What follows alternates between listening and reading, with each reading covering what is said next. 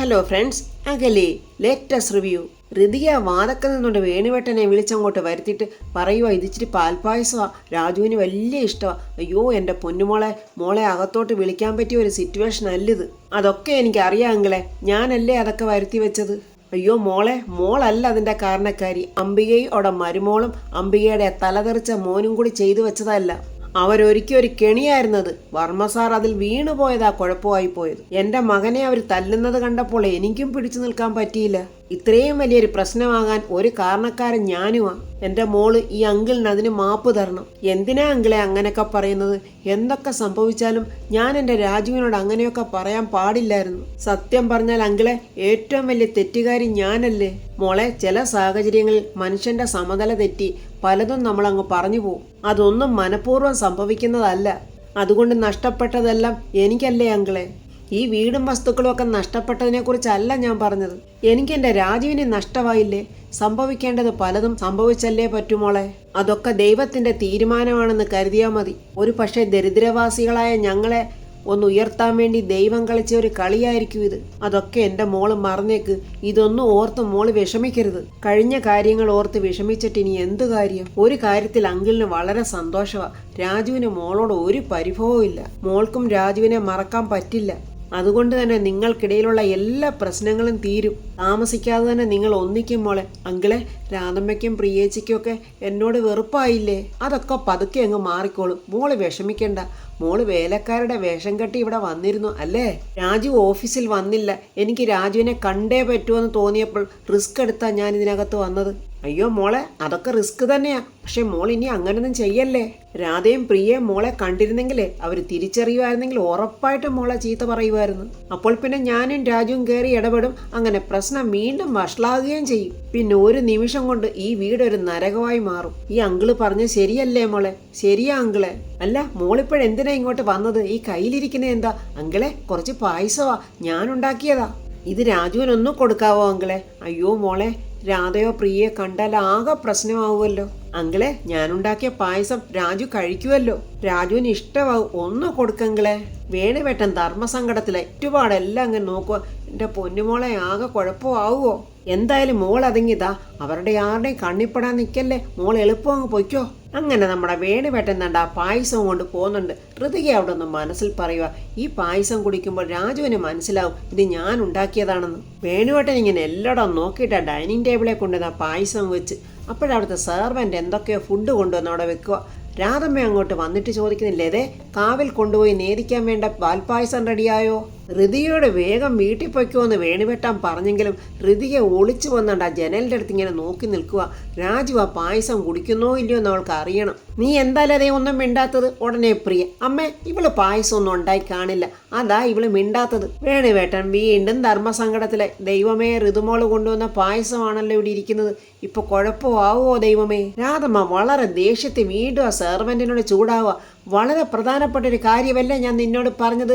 നീ എന്താ അത് ചെയ്യാഞ്ഞത്? ഇങ്ങനെ ഉത്തരവാദിത്വമില്ലാതെ പെരുമാറിയാൽ എങ്ങനെ? വീണ്ടും പ്രിയ, അമ്മേ ഇവൾക്ക് ഇവിടുത്തെ ഒരു കാര്യത്തിലും ശ്രദ്ധയില്ല. ദൈവമേ, ഇനി ഇതുണ്ടാക്കിയെടുക്കാൻ സമയം ഒരുപാടാവുമല്ലോ. എന്താമ്മേ ഇവിടെ പ്രശ്നം എന്നും ചോദിച്ചുകൊണ്ട് രാജു ഇങ്ങോട്ട് വരും. എടാ, അമ്പലത്തിൽ കൊണ്ട് നേദിക്കാനുള്ള പാൽപ്പായസം ഇതുവരെ എന്താണ്ട് അവൾ റെഡിയാക്കിയിട്ടില്ല. എന്തോ ഒന്ന് ആലോചിച്ചിട്ട് നമ്മുടെ വേണുവേട്ടൻ, അല്ല പായസം ഇപ്പം ലത തന്നെ ഉണ്ടാക്കണമെന്ന് നിയമമൊന്നുമില്ലല്ലോ, ഞാൻ ഉണ്ടാക്കിയിട്ടുണ്ടല്ലോ. പ്രിയയ്ക്ക് സംശയം, അല്ല അച്ഛനപ്പം പായസം ഉണ്ടാക്കി?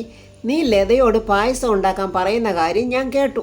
അമ്പലത്തിലേക്ക് കൊണ്ടുപോകേണ്ടതല്ലേ, അപ്പോഴതിന് ശുദ്ധി വേണം. അതുകൊണ്ട് ഞാൻ തന്നെ അതങ്ങ് ഉണ്ടാക്കി. രാധമ്മ അതങ്ങ് വിശ്വസിച്ച്. അയ്യോ, അതെന്തായാലും നന്നായി വേണുവേട്ടാ.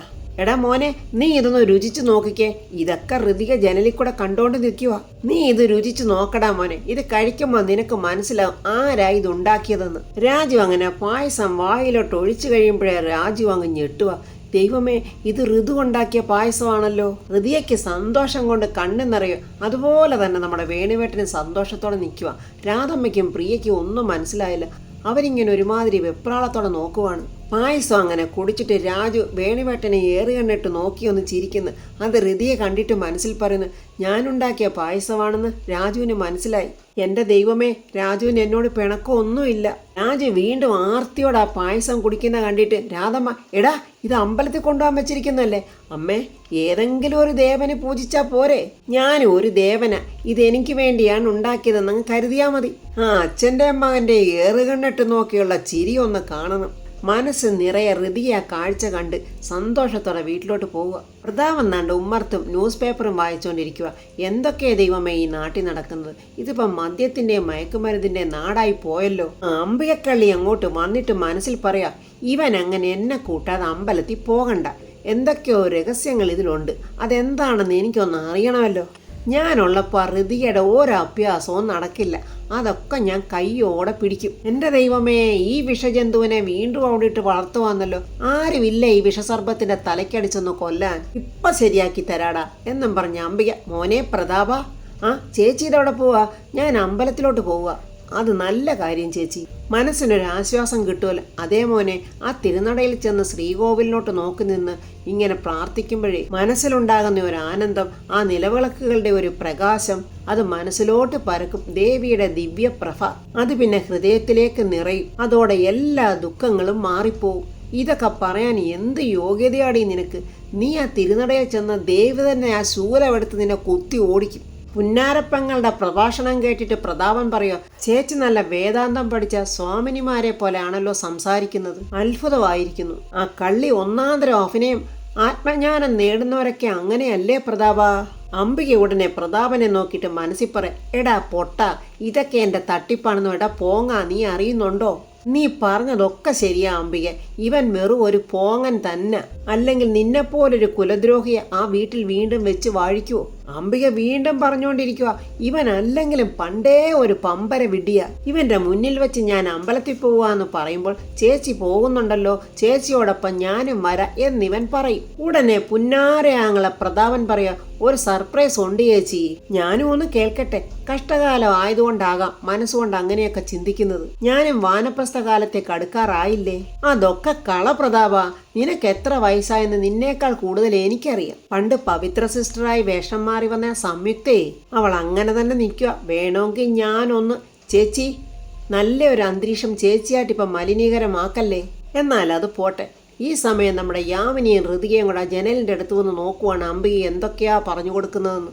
മോനെ, നീ സർപ്രൈസ് എന്താണ് ഇതുവരെ പറഞ്ഞില്ലല്ലോ? അതെ, ഞാനും ഋതുമോളും കൂടെ അമ്പലത്തിലേക്ക് പോവുക. അതൊരു സർപ്രൈസ് ആണല്ലോ മോനെ. എൻ്റെ ദൈവമേ, അതൊരു നല്ല കാര്യം. എടി കള്ളി, മതിയടി നിന്റെ അഭിനയം. അപ്പോൾ നമ്മൾ ആങ്ങളെയും പെങ്ങളും മോളും കൂടെ ഒരുമിച്ച് ക്ഷേത്രത്തിൽ പോകും. ഞാൻ ഇപ്പൊ വരാൻ ചേച്ചി എന്നും പറഞ്ഞ് പ്രതാപൻ അകത്തോട്ട് പോവുക. ഹൃതികയും യാമിനി അങ്ങോട്ട് വരുമ്പോൾ പെട്ടെന്ന് അംബിക, എന്താ മോളെ, അമ്മായിയും കൂടെ അമ്പലത്തിൽ വരുന്നത് വലിയ സന്തോഷമല്ലേ? ഞാനും അച്ഛനും കൂടെ ഒത്തിരി നാളായി പുറത്തോട്ടൊന്ന് ഇറങ്ങിയിട്ട്. അതിനെന്താ, ഞങ്ങൾ ക്ഷേത്രത്തിൽ പൊയ്ക്കോട്ടെ.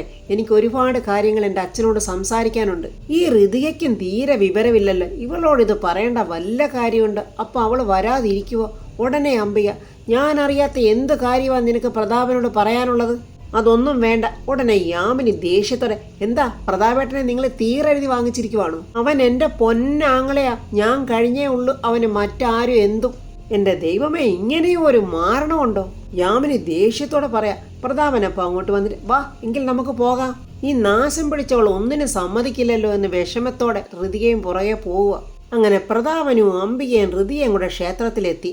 പ്രതാപൻ പറയാ, ഈ തിരുമുറ്റത്തോട്ട് വരുമ്പോഴേ മനസ്സിന് എന്തോ ഒരു ആശ്വാസമാണ്. മനുഷ്യനവൻ്റെ പലവിധ പ്രശ്നങ്ങളിൽ മാനസികമായി ശാരീരികമായി തളരുമ്പോൾ അവർ കണ്ടെത്തുന്ന ഏക മാർഗമാണ് ദൈവം. അവരല്ലാതെ നമുക്ക് ആരുണ്ട്? ഇപ്പോഴാണോ പ്രതാപ ദൈവത്തെയും ദൈവത്തിൻ്റെ മാഹാത്മ്യമൊക്കെ നീ അറിയുന്നത്? ഉടനെ ആ കള്ളി, നീ പറഞ്ഞത് ശരിയാ പ്രതാപ. നമ്മുടെ എല്ലാവരുടെയും രക്ഷകർത്താവ് ദൈവ. ചേച്ചി, പ്രാർത്ഥിക്കുമ്പോൾ ഒരു സമാധാനം ഉണ്ടാകണമെങ്കിലേ നമ്മുടെ പ്രതിസന്ധികൾക്കും പ്രശ്നങ്ങൾക്കും ഭഗവാൻ ഒരു വഴി കണ്ടെത്തി തരും. അല്ലെങ്കിൽ പിന്നെ അതിനെയൊക്കെ മറികടത്താനുള്ള ഒരു കഴിവ് ദൈവം നമുക്ക് കണ്ടെത്തി തരും. ക്ഷേത്രത്തിൽ നിന്ന് എന്തൊക്കെയോ പ്രത്യേക പൂജകളുണ്ട്. തുലാഭാരം നടത്തുന്നിടത്ത് വാഴക്കുലകളും പൂക്കളും ഒക്കെ ഒരുപാട് നിറച്ചിരിക്കുന്നു. അപ്പോൾ ഒരാൾ വന്നിട്ട് പറയുന്നു, ഇന്ന് വഴിപാടുകളൊക്കെ നടത്താൻ കുറേ വൈകുവേ, രസീത് തരാനൊക്കെ വൈകുവേ. അതെന്താ? ഇന്നത്തെ പ്രത്യേക പൂജകളൊക്കെ നടത്തുന്നത് ഒരു VIP യാ.